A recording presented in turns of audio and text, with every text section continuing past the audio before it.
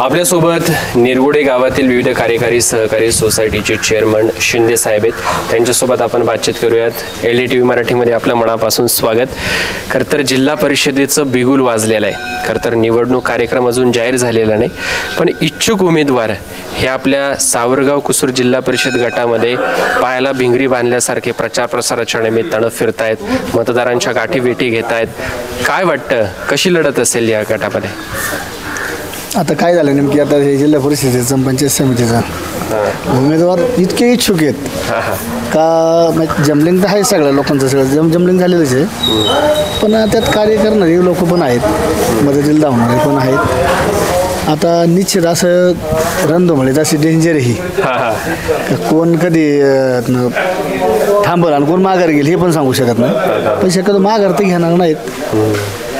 पण इथं जेमतेम म्हणजे काय झालं माहिती का, आमच्याकडं बऱ्याच दिवसापासून आता त्या विकी पार्क आहे ना, त्यांनी चांगला माहोल तयार केला इकडं. आशाताई पण आहेत, पण कसं होतं जरा आता लोक म्हणतात नको आशाताई जुने झालेत, वयस्कर झालेत.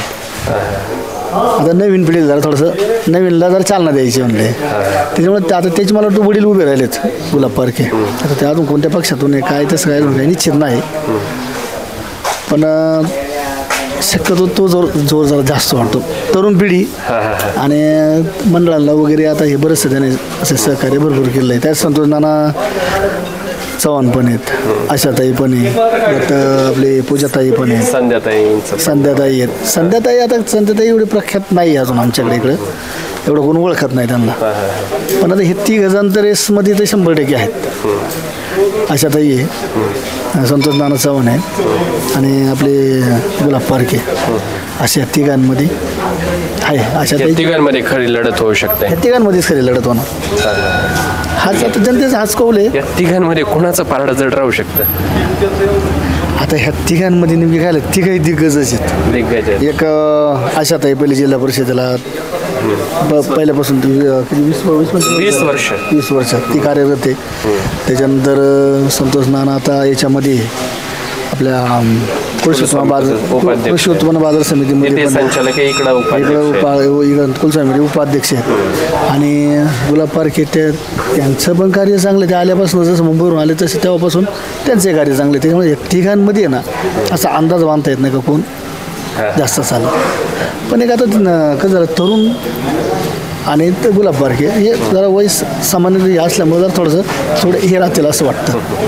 खरं तर उमेदवार कोणीही असू दे, निवडून कोणीही येऊ देत, तिघांनाही किंवा जे कोणी असतील त्यांना आपल्या शुभेच्छाच आहेत.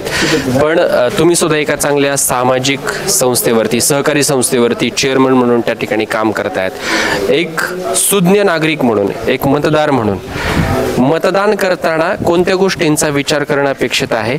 विकास कामं होणं अपेक्षित आहे की ज्या क्षणिक गोष्टी आहेत त्यांचा विचार करणं गरजेचं? कामं होणं आवश्यक, ते महत्त्वाचं आहे. आणि आता काय होतंय, फक्त निवडून यायचं, निवडल्यानंतर तोपर्यंत पारित म्हणजे ना पाया पडायचं किंवा काय करायचं. हे पहिल्यापासून याच्यामध्ये आहेच, इलेक्शनमध्ये ते चालतेच म्हणाला. पण जी लोक कामं करणार आहेत ते महत्त्वाचे आहेत याच्यामध्ये. आणि विकास कामं तर झालीच पाहिजे. ते आश्वासनं कुठे काही कामाचे नाही, कारण तुम्हाला जे जनता निवडून देणार आहे. आणि जनतासुद्धा आता एवढी काय अडाणी राहिलेली नाही. तोंडावर तर सगळीच म्हणणार मी यांचं आहे, मी त्यांचं आहे, हे प्रत्येकाला माहिती आहे. पण खरोखर जेव्हा आतमध्ये जातात त्यावेळेस माझं तर म्हणजे मतदाराला पण एकच असं सांगणं आहे मीडियाच्यानुसार का तुम्ही विचारपूर्वक सगळ्या गोष्टी करून कोणाच्या याला म्हणजे असं बळी न पडता जो खरोखर आपला विकास काम करणार आहे त्यालाच मतदान करावं. आता इथे आपल्या सावरगाव धालेवाडी हा पहिला, आता सावरगाव कुसूर जिल्हा परिषद गट आहे. तर जिल्हा परिषदेच्या माध्यमातून आता आपण कंपॅरिझन तर 2च उमेदवारांचं करू शकतो, एक म्हणजे आशाताई आणि दुसरे म्हणजे गुलाबशेठ पारखे. तर इथे जिल्हा परिषदेच्या माध्यमातून कोणकोणती विकास कामं झालेली आहेत काय सांगा? आता जिल्हा परिषदेच्या माध्यमातून समजा आमच्या इथं आता हे रोडची वगैरे ही तर कामं तर काय आशाताईंची आहेतच. परत गुलाब पारखेंनी मी समजा आता हा आमचा गट इकडं होता पहिला, पुढं नरगुडे पाडळीगण इकडं होता. आम्ही पहिले हा देवराम लांडे वगैरे इकडे म्हणजे हा गट होता आमचा. आता पहिल्यांदाच आमचा प्रवेश इकडे झाला आहे म्हणजे ह्या मतदानाला या गटामध्ये. आता कामं तशी एक सांगू का, तिघांची आणि चौघांची पण कामं आहेत. आता उमेदवारी इच्छुक आता कोण नक्की अजून डिक्लेअर झालेलं नाही. चौघांची कामं आहेत, त्यात असं एकही पण नाही का त्याची कामं नाही कोणाची, असं सांगताच येत नाही ना का याचं काम झालं आणि याने काम नाही केलं. आता नाही म्हटलं तरी पूजाताई जरी म्हटलं तरी पूजाताईचे सुद्धा काम आहेत आपल्या इथे. आता आज इच्छुक उमेदवार ते आहेतच, पण आता हे भेटल उमेदवारी भेटल हा पुढचा प्रश्न आला.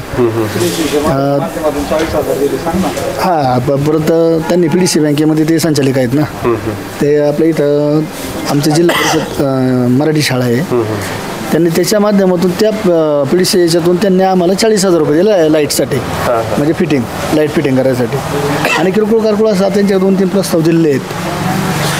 म्हणजे अशा माध्यमातून परत संतोष नानाची पण कामं आहेत. ते कुलस्वामीचे असल्यामुळं कसं होतं, कोणाच्या दवाखान्याचं वगैरे काय जर असलं, संतोष नाना चांगलं काम करतात. पारख्याने तर चांगलंच काम केलं त्यांनी. ह्या वर्षी तर त्यांच्या मुलांचं काय मंडळ वगैरे ते सगळ्यात मंडळांना ह्याच वर्षी नाही गेलं, म्हणजे पाठीमागं सुद्धा म्हणजे 3 वर्ष झाले सतत ते कार्यरत या गोष्टीत आहेत. आणि अशा ताईचं तर रोडची कामं वगैरे ते आहेत, ते काय ते हे नाही. गुलाबशेठ पारखे आता एक असं मला म्हणायचं होतं, आता एवढे थोडंसं आमच्या इथली सुद्धा मंडळी जरा थोडी नाराज झाली अशा टाईमवर. त्याला कारण काय झालं माहिती आहे का, त्यांचं काम आहे, कामाबद्दल हे नाही, पण दुसरी अशी गोष्ट का ते नाराज का झाली, जिल्हा परिषद शाळा आहेत ना, येणेरे आहे, खानगाव आहे, निरगुड आहे, त्यांनी त्या 2 गावांना दिले ना, आमचं गाव मध्ये सोडलं त्यांनी. 70-80 लाखाची मला वाटतं काम होते, ते गाव सोडलं, हे गाव सोडलं, ती 2 गावांना जिल्हा परिषदेचे फंड टाकले. नेमकी निरगुडमध्ये का टाकलं तेच काय कळत नाही. म्हणजे मागच्या 5 वर्षातलं की त्याच्या आधी होतं? आत्ता एक लई 4-5 महिने झाले असतील, 4-5 महिने. त्याच्यामुळे जरा थोडीशी लोक. पण ते तर नारायणगाव गटामध्ये जिल्हा परिषद सदस्य म्हणून निवडून आलेल्या होत्या 7 वर्षांपूर्वी. हां, इथं करंट जे जिल्हा परिषद सदस्य आहेत देवराम लांडे 7 वर्षांपूर्वी. बरं, हे नव्याने ऍड झालेलं आहे. हे नवीन आहे, आम्हीच नवीन ऍड तिकडे झालोय त्या गटामध्ये. म्हणजे येणारे कुसूर असा हा जो गट आहे ना, तर आम्ही आत्ता ऍड झालोय तिकडं. म्हणजे तसं पाहायला गेलं तर ताईंच्या गटामध्ये हे गाव नसतानाही विकास कामं केलेले आहेत ना त्यांचे केलेली आहे. आमदारकीला ते उभे राहत होते ना. एकच मुद्दा घेऊन आपण नाही चालायचं, पूर्ण तालुका बायसा कुठं तरी त्यांचं म्हणजे इकडे कनेक्शन त्या पद्धतीने का आमदारकीसाठी उभे राहिलेले होते. आम्ही काय म्हटलं, त्यांची पण कामं आहेत, पण आता जी जोमाने जी मी एक गोष्ट नाराजी कुठं झाली तुम्हाला मी तेच सांगितलं, नाराजी कुठं झाली आता शाळेसाठी जो निधी इकडे टाकणं अपेक्षित होतं पण घ्यायचं होतं त्यांनी ना, त्याच्यामध्ये 3 गावाला टाकायचं होतं ना. असं थोडंसं एक वर्ग कसं असं माहिती का, राजकारण म्हणलं ना का सगळे एकाच ठिकाणी नसतात. बरोबर, 4 एका बाजूला असतात, 4 एका बाजूला असतात, असं ते होतच असं आहे राजकारणामध्ये. फक्त त्यांनी ह्या गोष्टीचा विचार केला पाहिजे का बाबा हा जर गट आपल्याकडे येणार आहे, आपण जिल्हा परिषद उभं राहणार आहे, त्या पद्धतीने त्यांनी पण फॉलोअप घ्यायला पाहिजे. 100% जे काही गावं आहेत मागणी असेल त्याच्यानुसार तिथे विकास कामं दिली पाहिजे. नाही, मागणी असो किंवा नसो, आता जर लाईनीमध्ये जर जिल्हा परिषद शाळा आहेत, हे 2-3 आहेत, आमचे कार्यकर्ते कमी पडले का आम्ही कमी पडलो तो भाग वेगळा आहे. पण एक तुमचं प्रेम या गावावर आहे, या गावाचं प्रेम असेल तर त्या पद्धतीने तुम्ही त्या गावाला घ्यायलाच पण होतं, भले आम्ही मागणी करू नाही तर नाही करू. बरोबर आहे. LTTV मराठीच्या माध्यमातून तुम्ही काय आव्हान करू इच्छिता ताईंना, किंवा काही मागणी करू शकता की आमच्या गावचा हा विकास होणं अपेक्षित आहे किंवा ही कामं प्रलंबित आहेत, ताई तुम्ही लक्ष देणं अपेक्षित आहे?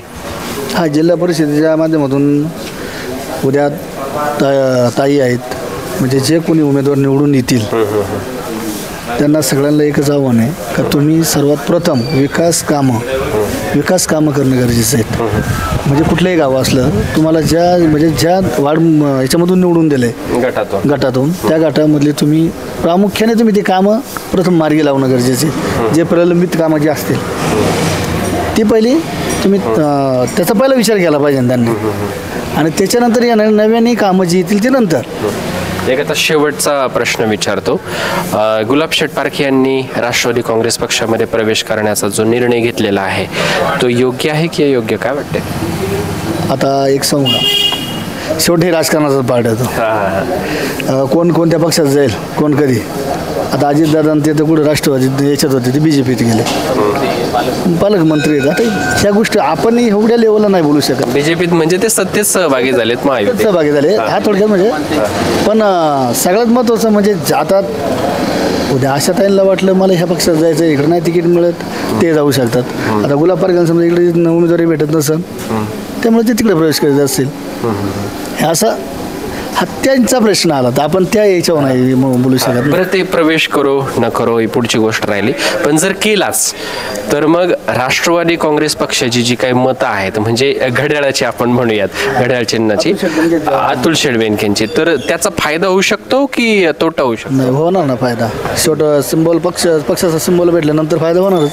काही कसं असतं, काही नाराजी पण होणार आहेत, काही नाराजी असते, पण त्यातल्या त्यात पक्षाचं काम करणारे सुद्धा लोक, मग माणूस कोण उभा गेला ते पण नाही पाहते कधी कधी, असं पण होतं. पक्षाची कामं करणारे सुद्धा लोक आहेत. आता संतोष चव्हाण नवा चेहरा आहे, म्हणजे सहकारी संस्थांवर असतील किंवा बाजार समितीवर ते कार्यरत आहेतच, पण आता जिल्हा परिषदेसाठी पहिल्यांदाच सामोरे जात आहेत, नवा चेहरा आहे. लोक कसं पाहतील, काय वाटतं? तसं नाही ना म्हणता येत, नवा चेहरा पण नाही म्हणता येणार ना. आता बाजार समितीमध्ये हे तर आहे, संचालक आहेतच ते. पण हे तालुका पातळीवरती झालं आणि आता ही जिल्हा परिषद आहे ती जिल्ह्यासाठी आहे. हा, आता पण त्यांच्या त्या कुलस्वामीच्या शाखा भरपूर आहेत, म्हणजे आपल्या पुणे जिल्ह्यामध्ये, मुंबईपासून पुण्यापर्यंत. त्याच्यामुळे त्या माध्यमातून त्यांचा संपर्क त्या पद्धतीने असेल, त्यांनी केलेली कामं हाच त्यांची उजवी बाजू ठरणार ना, कोणत्या त्यांच्या कामाच्या याच्यावरून. तर त्यांच्या जनसंपर्कात याच्यानुसार आहे अवलंबून. ठीक आहे, आपल्या तालुक्यापुरतं आपण सांगू शकतो, आपण बाहेरचं नाही सांगू शकत ना, कारण नेमके त्यांचे संपर्क कसे आहेत. पण जो माणूस उभा राहतो त्याचा संपर्क त्या पद्धतीने असणार म्हणून ते उभं राहतात ना, असं पण आहे.